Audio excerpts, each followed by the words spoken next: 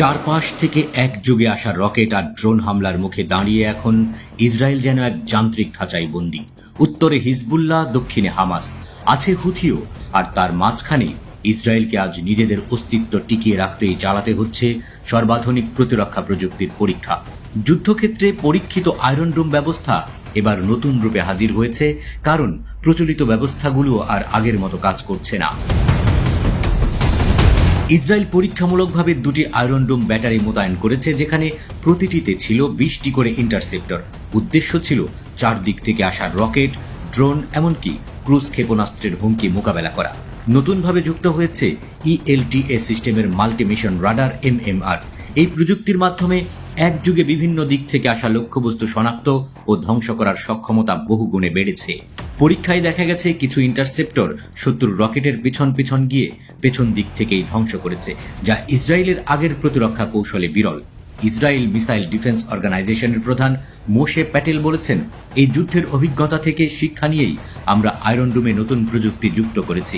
আজকের পরীক্ষাগুলো আমাদের আত্মবিশ্বাস বাড়িয়ে দিয়েছে। এই পরীক্ষার পেছনে যুদ্ধক্ষেত্রের চাপও বড় কারণ। গাজা সীমান্তে হামাসের রকেট, উত্তরে লেবানন সীমান্তে হিজবুল্লাহর রণপ্রস্তুতি, এমনকি ইয়েমেন থেকে হুথিদের দূরপাল্লার ড্রোন হামলা, সব মিলিয়ে ইসরায়েল এখন চতুর্দিক থেকে ঘেরাও হয়ে পড়েছে। এমনকি ইরানও স্পষ্ট করেছে যে তারা পারস্য উপসাগরের দ্বীপে মিসাইল মোতায়েন করেছে, যা মধ্যপ্রাচ্য জুড়ে উত্তেজনা আরও বাড়িয়েছে। এই পরিস্থিতিতে রাফায়েল ডিফেন্স সিস্টেম জানিয়েছে, আয়রন ডোমের এই পরীক্ষাগুলো এখনো পর্যন্ত সবচেয়ে বড় ও জটিল। ভবিষ্যতের যুদ্ধ কৌশলের জন্য এই প্রযুক্তির সফলতা গুরুত্বপূর্ণ ভিত্তি গড়ে দেবে। তবে প্রশ্ন থেকে যাচ্ছে, এই প্রযুক্তি কি আদৌ ইসরায়েলকে রক্ষা করতে পারবে? কারণ শত্রুরা এখন শুধু ফ্রন্ট লাইন থেকে নয়, ডিপ স্ট্রাইক প্রযুক্তি ব্যবহার করছে। ড্রোন, ক্রুজ মিসাইল, উচ্চগতির রকেট, সব মিলিয়ে প্রতিরক্ষার হিসাবটাও এখন আগের মতো সহজ নয়। যুদ্ধবিধ্বস্ত গাজার বিপরীতে প্রযুক্তি নির্ভর ইসরায়েল এখন পরীক্ষা নিরীক্ষায় ব্যস্ত।